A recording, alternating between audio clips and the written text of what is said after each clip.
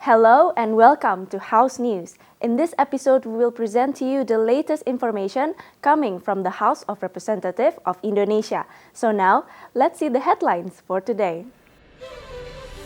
Vice Speaker for Industry and Development received a visit from the former advisor to the Prime Minister of Japan.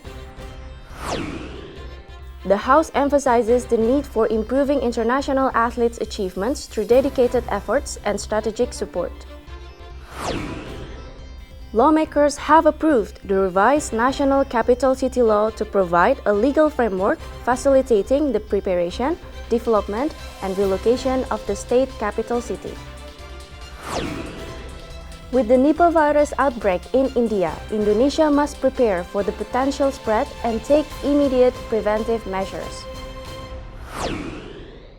The House demands the government taking concrete actions to address and combat child bullying by reinforcing cross-ministries collaboration. Bali's economy has shown signs of recovery. The welfare index has been estimated to be in the range of 5 to 5.8% until the end of 2023. The 19th Asian Games came to a close with a grand closing ceremony at the Hangzhou Olympic Sports Center Stadium in China. The recent Asian Games has achieved an impressive achievement of 15 world records across a range of events. Officially known as the 2022 Asian Games having been postponed by a year due to COVID-19 pandemic restriction, this event hosted the best athlete in the continent. The Vice Speaker for Industry and Development recently met with the former advisor to the Japanese Prime Minister. The meeting discussed not only about investment, but also about the development of the eco-friendly areas in the new capital, Nusantara. Vice Speaker for Industry and Development Rahmat Gobel mentions Japanese investors are interested in investing in Indonesia, especially in the new capital city, Nusantara. The concept of promoting environmental development by Japan aligns with the spirit of eco-friendly and low-emission development in Nusantara. Through this meeting, Gobel hopes Japanese companies will actively participate and increase their investment value, especially in the property sector, to support the needs of Nusantara. Mereka berkeinginan sekali untuk ikut menjadi bagian dalam membangun ibu kota baru itu sendiri. Dan saya mendorong Jepang karena Jepang mempunyai konsep-konsep pembangunan kota berwawasan lingkungan. Apalagi Jepang juga mempunyai peran yang besar di dalam pengurangan emisi CO2. Ya, ini yang makanya pembangunan ini bagaimana juga untuk mengarah kepada yang betul-betul menjadi bagian untuk mengurangi emisi CO2, bukan menambah tapi mengurangi. Dan saya berharap konsep-konsep pembangunan kawasan itu yang berwawasan lingkungan itu bisa nanti menjadi contoh untuk daerah-daerah lain yang ingin membangun pembangunan daerahnya. As the chairman of Indonesia and Japan Friendship Association, Gobel will continue to encourage Japan to invest not only in construction but also in the property industry in Indonesia. Dodi and Rangga, TVR Parlemen, report. Commission 10 of the House urges the Ministry of Youth and Sports to prioritize the development of Indonesian athletes, especially in providing opportunities to improve sports achievement at the international level. Indonesia, as the most populated country among ASEAN nations, has a greater potential to cultivate talented athletes. The Ministry of Youth and Sports has allocated nearly 50% of the budget in 2024 for the development and coaching of athletes, including preparation for international sports events. Vice Chairperson of Commission 10 of the House, Dede Yusuf, is optimistic the budget increase is a form of support to motivate athletes in international competitions. Permasalahan terbesar adalah ketika dukungan untuk pemberangkatan atlet. Lalu dukungan untuk event-event yang sifatnya itu tadi mungkin multinasional. Berbagai event-event internasional seperti yang sekarang sedang berjalan U17. Kemarin itu sekitar 168 miliar plus tambahan 390 sekian miliar. Itu pun juga merupakan alokasi anggaran yang dititipkan di Kemenpora ataupun di BABUN. Furthermore, member of Commission 10 of the House, Johar Arifin Husin, requests the Ministry of Youth and Sports to focus on the comprehensive planning and development of the design of national sports. Pertama, Kepres nomor 3 tahun 2019 tentang sepak bola. Kedua dengan kebon ini sendiri. Jadi dua ini tadi saya pertanyakan kenapa tidak diperjuangkan untuk mendapatkan anggaran. Alangkah sayangnya satu instruksi Presiden dan satu garis besar olahraga itu juga merupakan keputusan Presiden tidak dukung dana. Ini artinya kedua program besar bagus ini tidak bisa jalan. Adila and Yoga, TVR Parlemen, report. The House demands the completion of the new capital Nusantara by 2045, and the House believes that the development of Nusantara can promote economic growth and also national progress. With the approval of the revision of law concerning the new capital, Vice Chairperson of Commission 2 of the House, Junimart Girsang, urges the government to allocate state budget more effectively for the development of the new capital Nusantara. Additionally, Junimart says it is scheduled the celebration of Indonesia's Independence Day in the upcoming year take place in Nusantara. He hopes by 2045, Nusantara will be actively functioning as the new capital of Indonesia with a projected population of around 2 million people. Nah, pada tahun 2024, IKN ini juga sudah harus berjalan dan sudah ditentukan bahwa pertama sekali pada tanggal 17 Agustus 2024 kita sudah upacara di IKN, kan begitu. Nah, tapi kan pembangunan kan tidak bisa secara langsung selesai. Ini bertahap dan dipastikan 2045 ya IKN itu sudah full, sudah penuh di sana, termasuk lembaga-lembaga yang harus di sana. Nah, kalau tahap pertama kan dipastikan di sana itu yang ada lembaga TNI, ya, lembaga Polri dan PUPR. The revised law allows a Nusantara authority with a wider scope of public investment, land control, cooperation agreements, the creation of other regulations, and spatial planning to prioritize Nusantara as national strategic zone. Oki Zulindra and Aang, TVR Parlemen, report. After the short break, we will bring you more updates from various commissions of the House, only on House News.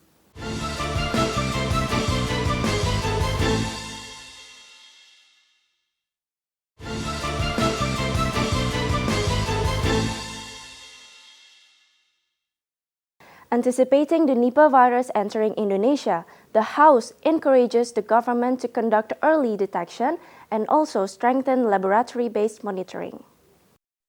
Member of Commission 9 of the House, Rahmat Handoyo, emphasizes the importance of early detection and laboratory-based monitoring as critical efforts for anticipating the potential threats caused by the virus in the future.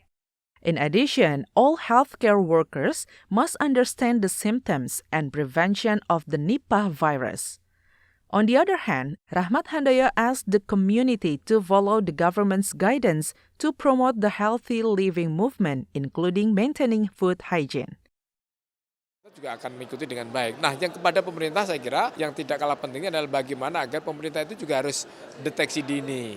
Satu, yang kedua harus ada surveillance yang kuat di laboratorium kita sehingga ketika potensi-potensi terjadi penyakit yang kita temukan itu bisa kita mengetahui dan kita menyikapi bagaimana antisipasi kemudian hari. Dan yang paling penting juga kepada pemerintah adalah kita sampaikan kepada fasilitas kesehatan kita, terutama tenaga SDM kita, agar mengetahui, paham betul bagaimana apa itu virus Nipah, apa itu tanda-tandanya, dan bagaimana menyikapi dan bagaimana ketika warga kita ada suspek Nipah. Nah, sehingga apa yang harus dilakukan itu sehingga SDM kita mesti harus paham dan betul, tidak terlalu khawatir begitu. The Nipah virus is dangerous viral infection causing inflammation of the brain. The virus is transmitted from animals to humans and currently there is no effective treatment known. Therefore, the government is urged to have a strategy in anticipating the threat of the Nipah virus. Helmi and Rifki, TVR Parlemen, report. Commission 10 of the House calls for collaborations among various ministries and institutions to maximize oversight and address the widespread issue of child bullying.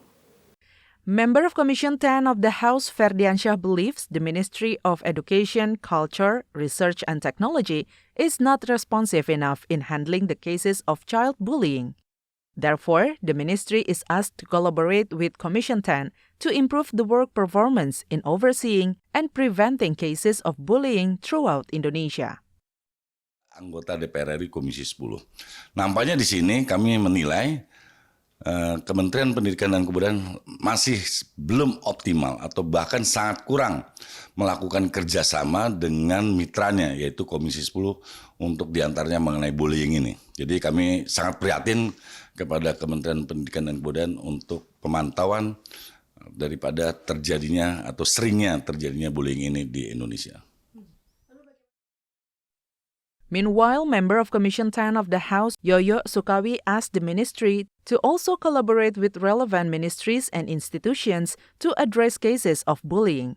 Through this collaboration, the ministry, along with schools, teachers, and parents, are expected to impose sanctions to those engaged in bullying.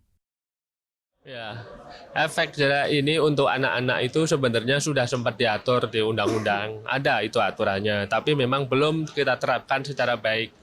Baik termasuk sanksi-sanksinya, itu sebenarnya sudah diatur semua. Tapi yang paling penting adalah tindakan segera yang dilakukan oleh pemerintah bekerja sama dengan lembaga pendidikan, baik sekolahannya, kepada gurunya, kepada orang tua muridnya. Andini and Kristio, TVR Parlemen, report. Economic growth in Bali is supported by the tourism sector, and even though there are positive signs of economic improvement, Bali has not yet completely reached the long-term growth potential. During a working visit to Badung, Bali, member of Commission 11 of the House, I Gusti Agung Rai Wirajaya, mentioned Bali should not rely only on the tourism sector. The impact of the COVID-19 pandemic on tourism has resulted in significant financial losses amounting to trillions of rupiah. Therefore, he reminds to use this COVID-19 pandemic as a lesson to stop relying on one source of income. The government needs to explore other economic potentials to improve Bali's economic growth. Menjaga inflasi, bagaimana mendorong pertumbuhan dan membangkitkan UMKM, dan kita sudah memikirkan bagaimana tidak bertumpu kepada pariwisata saja. Karena melihat fenomena kemarin ketika mendadak kita ada COVID yang tidak kita ketahui, nah dari situ belajar dari pengalaman itulah kami bagaimana tidak secara semerta-merta menjadi pariwisata itu tetap menjadi prioritas, tapi ada hal-hal untuk menjaga jangan sampai kontraksi seperti kemarin sampai ke 12. Bali provincial government should start developing another industry to support its economy. In Kertih Bali Economic Program, which focuses on 6 leading sectors, namely agriculture, marine and fisheries, manufacturing, small and medium-sized enterprises, creative and digital economy, as well as tourism, is expected to be a solution to boost Bali's economy. From Badung, Bali, Rian Indrayana, TVR Parlemen reports. After the short break, we will present more exciting information about the Asian Games 2023. Stay tuned on House News.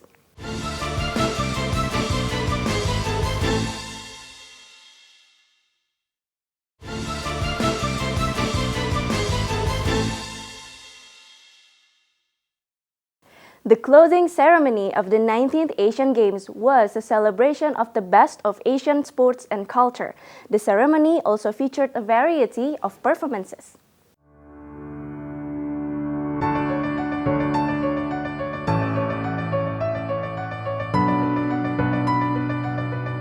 After delivering 2 weeks of sporting action involving 12,000 athletes from various countries and regions, the Asian Games 2023 came to an end with a closing ceremony at the Hangzhou Olympic Sports Center Stadium. Host China finished with a record 201 gold medals, while India had a historic outing and finished with a total of 107 medals. In line with the game's purpose to be sustainable and green, no fireworks were used. Instead, augmented reality played a major role in the ceremony, with letters spelling the word Asia appearing out of the river and falling into the stadium as river tides. Hangzhou is reported to have built 56 sports facilities and 30 training sites, as well as major infrastructure investment. The 19 Asian Games were a celebration for Hangzhou, a city of 10 million, the headquarters of Alibaba. Organizers paid tribute to the athletes and volunteers and emphasized the notion of future reunion, then saying farewell.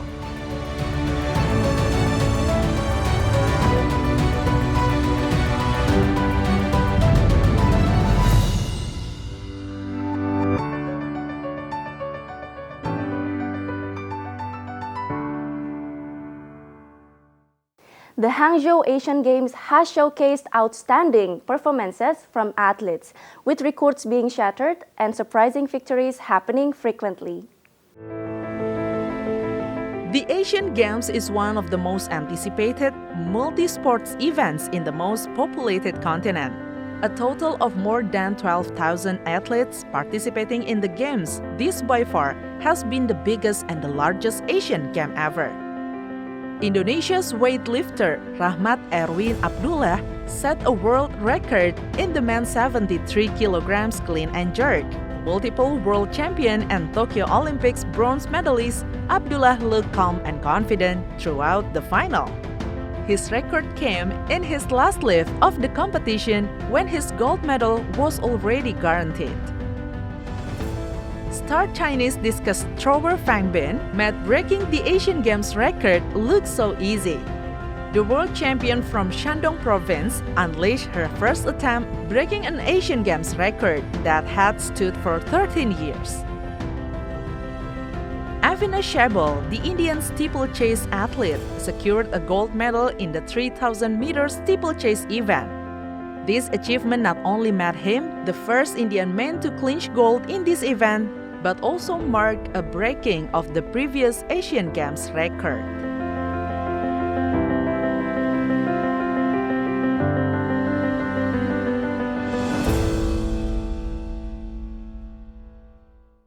The Asian Games 2023 is more than an exceptional sporting event, but also a platform of interesting and unique experiences. And here are some interesting facts about the 19th Asian Games only for you.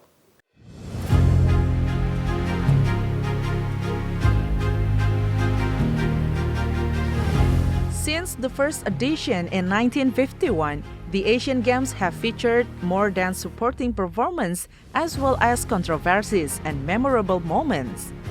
From surprising records to cultural moments, here are some fun facts about the 19th Asian Games in Hangzhou, China. The 2026 Asian Games will be the 20th event held. The event will be co-hosted by the Aichi Prefecture and the city of Nagoya. It will be the third time the event has been hosted in Japan after Tokyo in 1958 and Hiroshima in 1994. Esports made its debut at the Games in Hangzhou with 7 events. The first gold medal was going to China, who beat Malaysia 2-0 in the Arena of Valor final. The audience who love esports and people in esport industry have been looking forward to this event for a long time. Indonesia finished with 7 gold, 11 silver, and 18 bronze medals, 13 in the overall medal standings. Indonesia missed a target of 12 gold medals and 12 spots. The Indonesian Olympic Committee believed the Indonesian team performance at the 2023 Asian Games should be evaluated for the 2024 Paris Olympics.